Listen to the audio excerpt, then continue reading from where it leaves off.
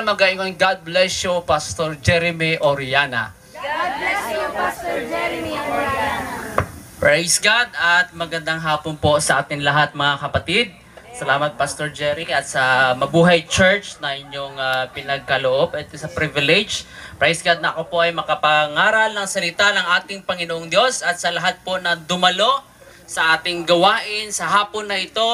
Praise God, it is God's will, mga kapatid. Dahil sa Panginoon mga kapatid, wala pong aksidente. Lahat po plinano ng ating Panginoong Diyos. And it is not an accident mga kapatid na kayo ay nakarinig ng salita ng mga awitin kanina mga kapatid. Praise God, hallelujah. At maraming salamat sa inyong panahon. Malapit na tayo magtatapos mga kapatid. Pero gusto kong i-appreciate ang inyong panahon. Alam ko siguro ang ilan sa inyo ay may mga trabaho pa. Praise God na sinakripisyo at para lang makapunta sa gawaing ito. And I will tell you na ang Diyos ay nakita ng inyong mga ginagawa mga kapatid. At ang ginawa nyo ngayon mga kapatid ay bilang at counted na mabuti sa harap ng ating Panginoong Diyos. Marami tayong ginagawa sa mundo mga kapatid. Pero lahat yun ay pang sanlibutan. Praise God. Pero itong nung dumalo kayo mga kapatid at nakinig ng mga awitin, praise God, at ang salita ng ating Panginoong Diyos mga kapatid, ito ay bilang ng Diyos na kayo ay gumawa ng mabuti sa kanyang harapan. We will be judged according to our works mga kapatid. Kaya napakagandang investment ito sa ating Panginoon. At tayo ay makarinig ng mga awiting makalangit. Praise God, hallelujah. Napapansin nyo ba mga kapatid, ang mga awitin sa sanlibutan, may mga hugot mga kapatid. Yung parang stress ka na, mas lalo ka pang nagiging stress. Yung problemado ka na, mas nagiging problemado ka pa mga kapatid. Praise God. Pero kung ikaw ay makarinig na mga awiting makalangit, binuboost ka mga kapatid na ang buhay ay may pag-asa. Praise God, hallelujah. At sa lahat na nakakarinig sa aking boses, praise God, hallelujah. Buksan natin ang ating puso, ating kaisipan sa salita ng ating Panginoong Diyos dahil ito ay libre pero ito ay mahalaga. Heaven and earth shall pass away, but the word of God shall not pass away. These activities ay para po sa for eternal things mga kapatid. Hallelujah. Kaya napaka-importanting bagay na kayo ay narito at nakapakinig ng salita ng ating Panginoon. At ito din ay isang propesiya sa Biblia na bago darating ang ating Panginoon Diyos, lahat tayo ay makakarinig na kanyang salita. Praise God. Palakpakan natin ang ating Panginoon Diyos. Ay hindi na ako magdadagal mga kapatid. Praise God. Dadako tayo sa salita ng ating Panginoon Diyos. John chapter 10 verse 10. Praise God. Hindi pumarito ang magnanakaw, kundi upang magnakaw at pumatay at pumuksa. Ako'y naparito, ito ay sabi ni Jesus mga kapatid, ako'y naparito upang sila'y magkaroon ng buhay at magkaroon ng kasaganaan nito. Sa English, the thief cometh not but for to steal and to kill and to destroy. I am come that they might have life and that they might have it more abundantly. Sabi ng Biblia mga kapatid sa John chapter 14 verse 6, Jesus said unto him, I am the way, the truth, and the life. No man cometh unto the Father but by me. At sinabi ni Jesus sa kanila, ako ang daan at ang katotohanan at ang buhay. Sino man ay di makaparoroon sa Ama, kundi sa pamamagitan ko. May I ask Pastor Jerry to lead us the word of prayer? Praise God.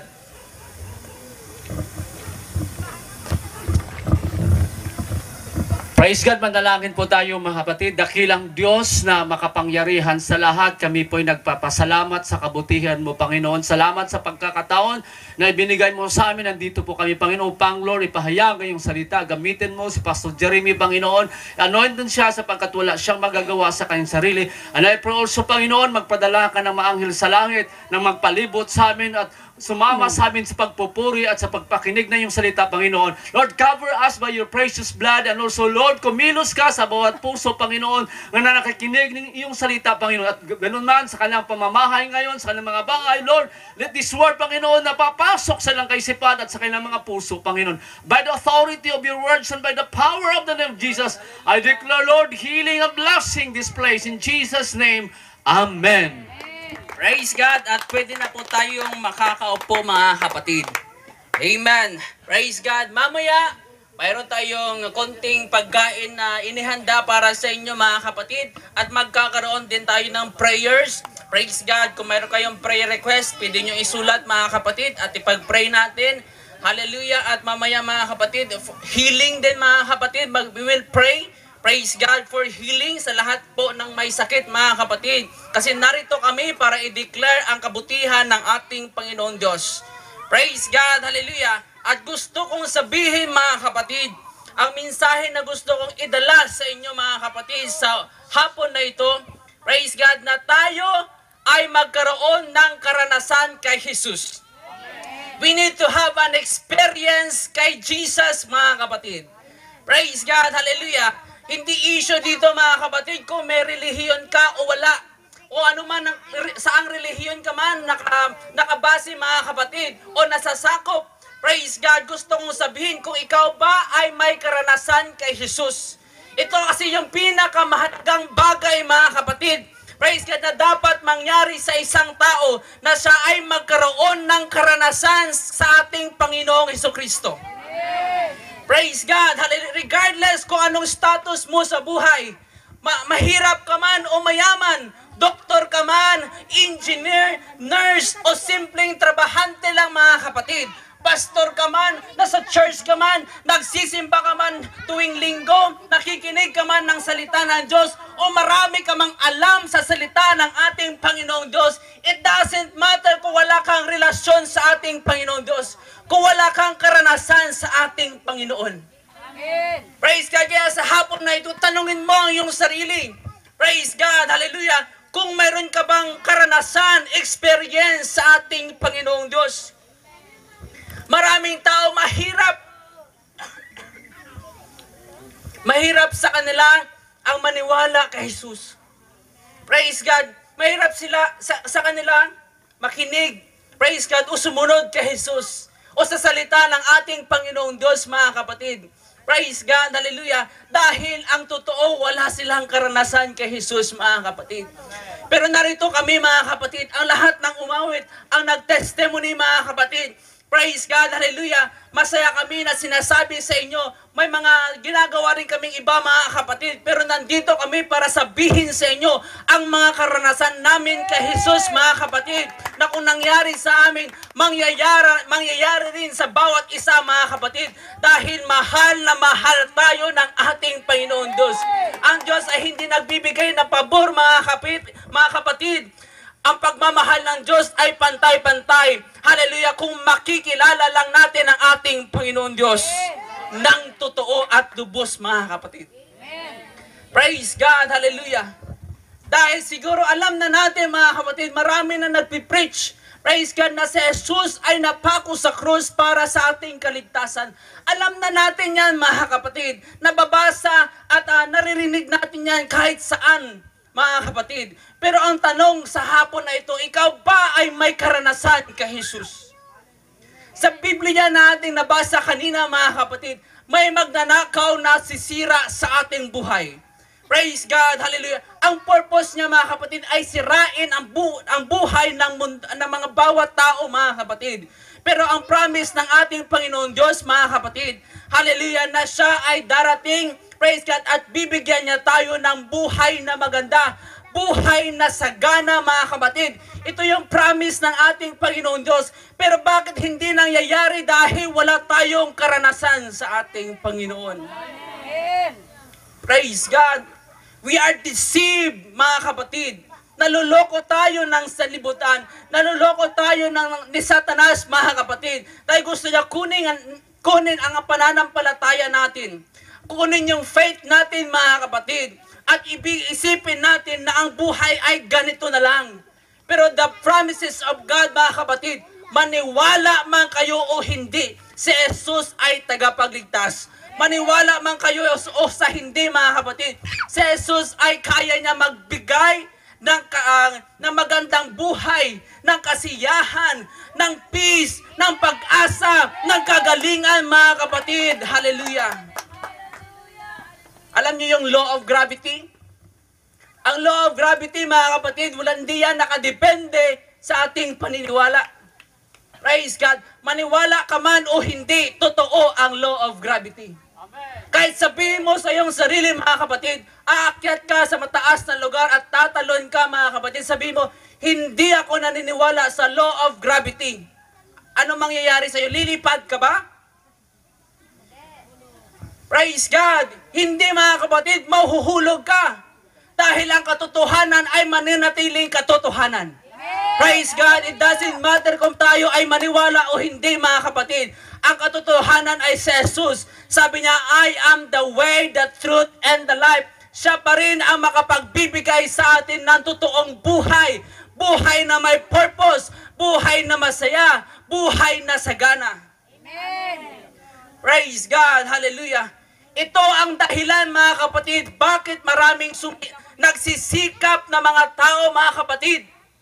Praise God! Hallelujah! Dahil sa totoo lang, ang number one na kinakailangan natin ay relasyon sa Diyos. Amen. Number one na kailangan ng buhay natin ay ma-experience si Jesus, mga kapatid. Kaso wala tayong alam kung paano. Praise God! May mga tao na sumisikap, praise God, sa buhay. Pero at the end of the day, mga kapatid, sila pa rin ay malungkot. Amen. Isa yung testimony ni Sister Cha, mga kapatid, kanina. Hallelujah. Siya ay isang matalinong estudyante, mga kapatid. At nagsumikap, naging CPA. Napakagaling, mga kapatid. At naging empleyado na isang malaking kumpanya, mga kapatid. Praise God, na kung saan lahat ng empleyado ay CPA, mga kapatid. Hallelujah. Praise God. Pero na-testify niya sa kanyang buhay, may kulang pa rin. Dahil hindi niya pa na-i-experience Jesus sa kanyang buhay. Pero sa panahon na kanyang isunurrender, mga kapatid, ang kanyang sarili kay Jesus, akala niya ang pagiging board passer, mga kapatid, yun na yung meaning ng buhay. Praise God. Yung makapagtrabaho ka sa malaking kumpanya, yun na yung meaning ng buhay. Praise God. Hallelujah. Pero hindi pala. Siya pa rin ay malungkot. Siya pa rin ay empty, mga kapatid. Amen. Praise God. Hallelujah. Pero nung disurrender ang buhay sa ating Panginoon Diyos, alam nyo kung ano nangyari? Mas pinagpala siya ng ating Panginoon, mga kapatid. Praise God. Yung main line niya, mga kapatid, nagiging sideline niya na lang, mga kapatid. Praise God, hallelujah. Gipromote siya. Medyo malaki din yung sahod niya, mga kapatid. Pero grabe din yung overtime.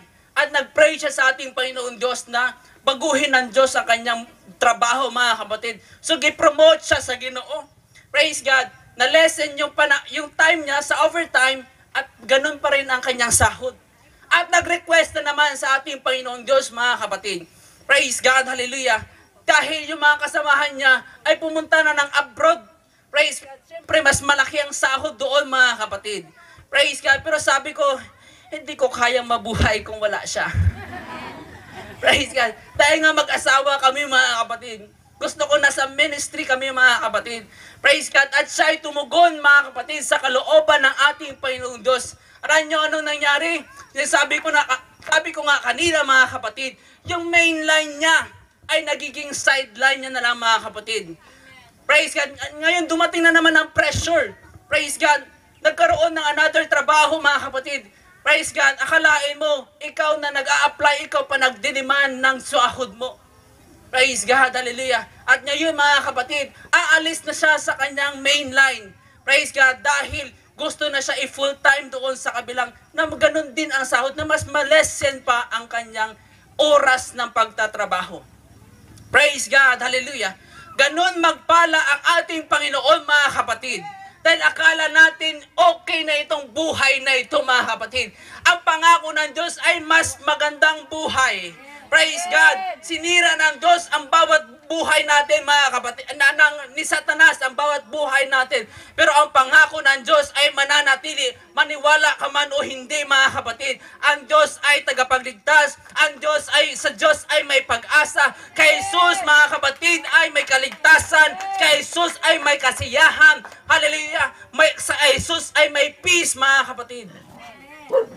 Lahat magsabing praise the Lord. Praise the Lord. Hindi ako galit, mga kapatid. Ganito na kami mag-preach.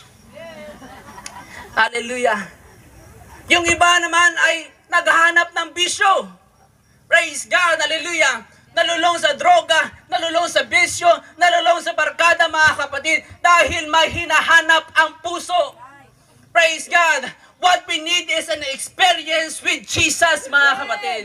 Matatapos pa rin yung buhay natin kung wala si Jesus. Kalungkutan, praise God, emptiness, at walang satisfaction. Kasi akala natin, nasa mundong ito ang totoong satisfaction at kaligayahan, mga kapatid. Kaya maraming nagbiblame sa ating Panginoon Diyos, mga kapatid.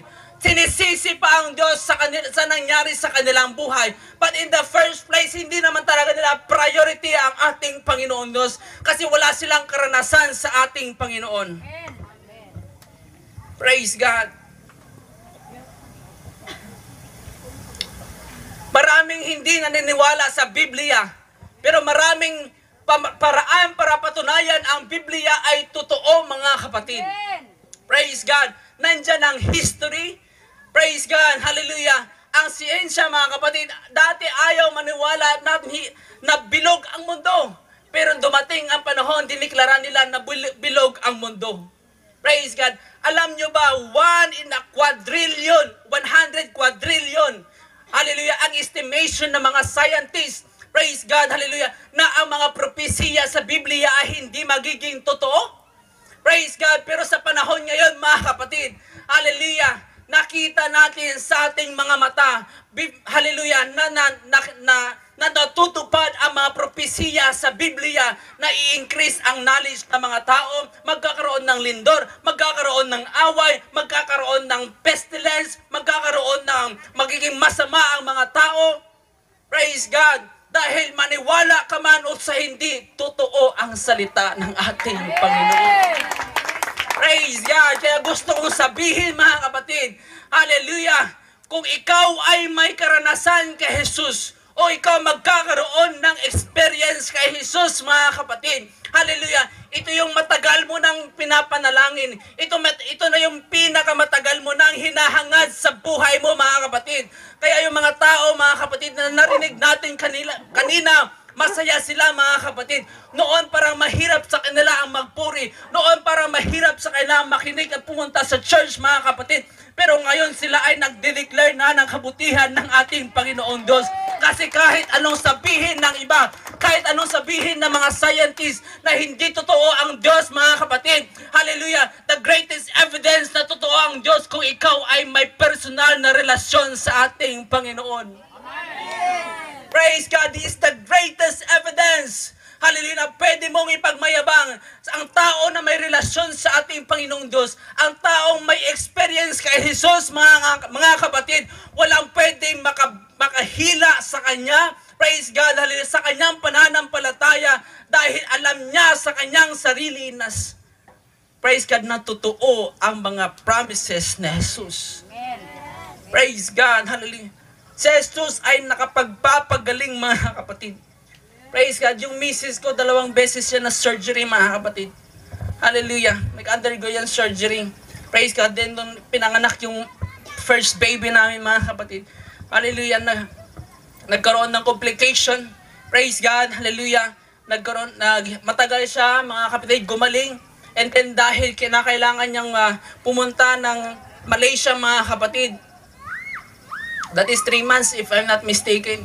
3 months. After 3 months, dahil hindi pa siya gumaling, mga kapatid, nag-undergo siya ng surgery. Praise God, para ayusin ulit yung napunit, mga kapatid. Alam niya ng mga nanay. Praise God, hallelujah. Pero alam niyo ba ang nangyari? After the surgery, lumala ang kanyang kondisyon, mga kapatid.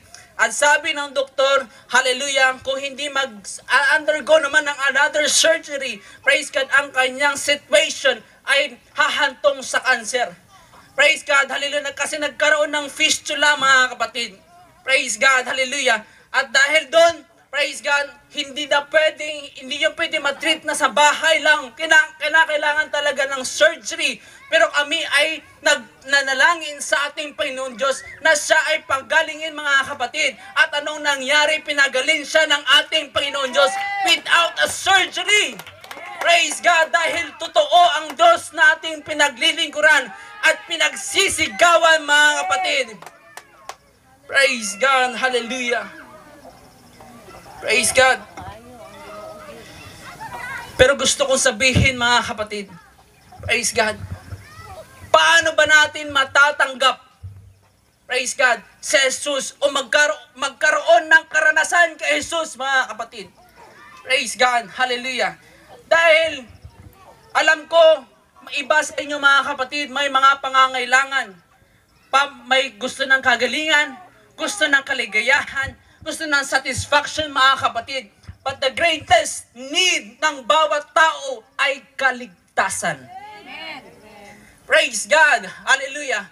Pero ang tanong, mga kapatid, ang kaligtasan ba ay natanggap na natin?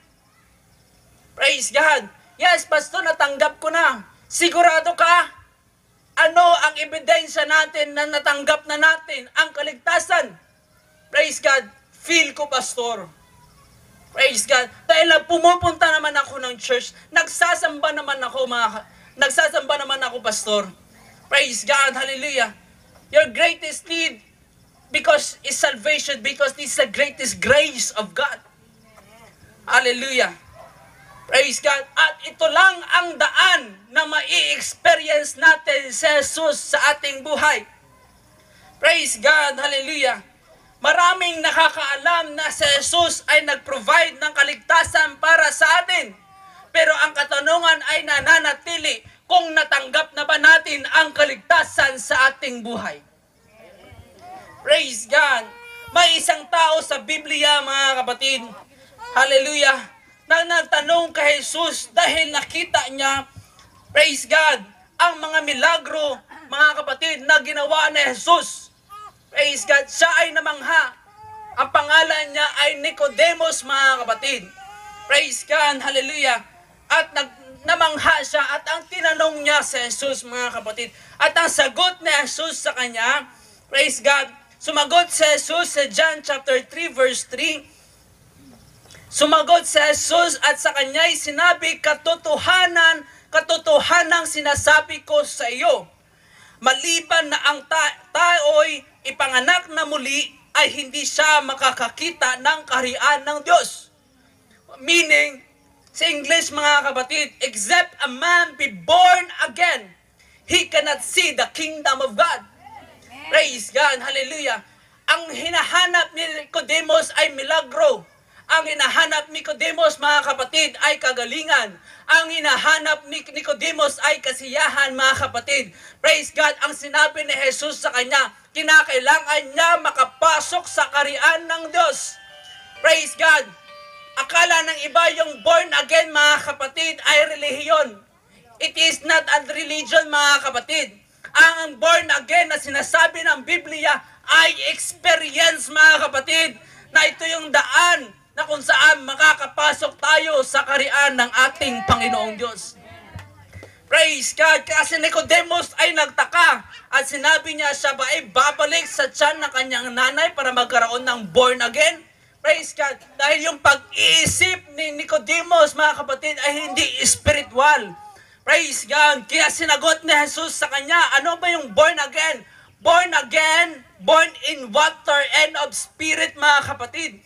At sinabi ni Jesus, ye must be born again. Praise God. Hallelujah. Bakit hindi natin nararanasan si Jesus, mga kapatid? Kasi wala naman tayong pagsunod kay Jesus. Praise God. Dahil hindi lahat ng may pananampalataya kay Jesus, mga kapatid, ay maliligtas. Praise God. Kasi ang totoong pananampalataya ay may pagsunod. Kung totoo kang may faith sa ating Panginoong Diyos, mga kapatid, ikaw ay susunod. Hallelujah. Because your obedience is act of your faith. Hallelujah! Ibig sabihin, kung gusto mong maranasan ang buhay na pangako ng ni Jesus, mga kapatid, kailangan mo munang dadaan sa experience ng born again, mga kapatid. Hallelujah, na tayo ay may panganak muli. Kaya kung yung mga tao sa Biblia, nagtanong sila, ano ang dapat naming gagawin? Sumagot si Pedro, mga kapatid, kayo ay magsisi, mga kapatid, at magpabautismo sa pangalan ni Jesus para sa ikipagpatawad ng inyong mga kasalanan at matatanggap nyo ang banal na Espiritu ng ating Panginoon. Praise God! Hallelujah! Hindi mo pwedeng sabihin, mga kapatid, ay bahala na ang Ginoo sa akin, kundi niya ko dalon kung ako mapatay. Praise God! Bahala na ang Diyos sa akin, bahala na sa Jesus. Praise God! Kung saan ba ako karapat-dapat? Praise God! Hallelujah! Through your obedience, mga kapatid, ang pagsunod mo ang magdideclare kung saan ka pupunta. Kaya sabi ni Jesus, except, meaning except, mga kapatid, wala nang ibang daan sa Jesus lang, mga kapatid. Kasi sabi ng Biblia, may isang pangalan lang na ibinigay sa silong ng langit kung saan tayo maliligtas. Hallelujah! Yan ang pangalan ni Jesus. Praise God! At ang importante, mga kapatid, na tayo ay ma-born again kasi ito ay parte ng ating kaligtasan. Kaya sabi sa Mark chapter 16 verse 16, he that believeth, hindi enough na ikaw ay manampalataya, pero dapat ang kung ikaw ay nananampalataya, ikaw ay mabautismohan sa pangalan ni Jesus. Praise God! Hallelujah! It is the only way na tayo ay magkaroon ng karanasan kay Jesus, mga kapatid. Hallelujah! Ito yung daan, mga kapatid, na magkaroon tayo ng access sa buhay na pangako ni Jesus, abundant life, buhay na masagana, buhay na may satisfaction. Dahil sa totoo lang, mga kapatid, ang pinakakailangan natin is a sense of security, mga kapatid, na kahit anong mangyari sa ating buhay, hindi tayo natatakot, mga kapatid, kasi alam natin, praise God, ng ating kaluluwa ay secure. Praise God, hallelujah. Dahil sinunod natin ang kalooban ng ating Panginoon. Praise God. Believe it or not, ito yung katotohanan. Praise God, hallelujah. Dahil sa kasalanan, mga kapatid, praise God, nasira ang buhay ng mga tao. Praise God. Alam nyo ba, mga kapatid, bakit maraming tao na selfish ngayon? Di ba, napapansin nyo, mga kapatid, ang paggawa ng kasalanan sa panahon ngayon ay madali na lang. Praise God, ang pagpatay ng tao ay napakadali na lang, mga kapatid. Ang away ngayon, mga kapatid, pamilya-pamilya na. Hindi katulad noon, mga kapatid, tribo-tribo. Praise God, hallelujah, grupo-grupo. Pero ngayon, nasa loob na ng bahay ang awayan dahil sa kasalanan, mga kapatid. Hallelujah, at ang tao puno ng kasalanan, inuudyok ni Satanas, mga kapatid, na yan na lang ang buhay na pwede na magkaroon sila, mga kapatid. Amen. Praise God. Kaya sabi ng mga makasalanan, mga kapatid, praise God, hallelujah, wala na ang pag-asa ang buhay na ito. Kasi ganito na ako, hindi na ako magbabago. Praise God, here's the word of God na kailangan mong paniwalaan. Praise God, I am the way, the truth, and the life. Sabi ni Jesus, mga kapatid, subukan mo si Jesus sa buhay mo, mga kapatid. Praise God, at magbabago ang takbo ng buhay natin, mga kapatid. Praise God, palakpakan natin si Jesus.